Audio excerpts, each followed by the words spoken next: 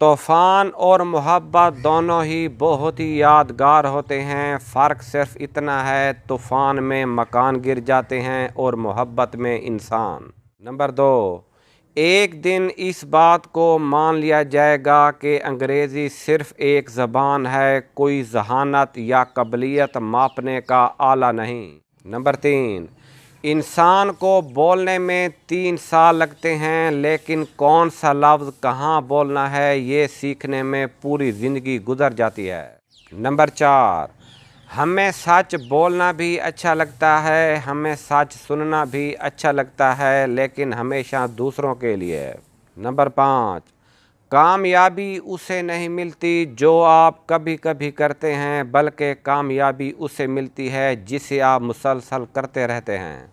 Number 6, किसी को उसकी औकात याद दिलाने के लिए जो अल्फाज हमारी ज़बान से निकलते हैं वो दरअसल दूसरों को हमारी औकात दिखा रहे होते हैं। नंबर 7, चाहे मुश्किलात छोटी हों या बड़ी, इंसान को कामयाब होने के लिए उनका सामना करना ही पड़ता है।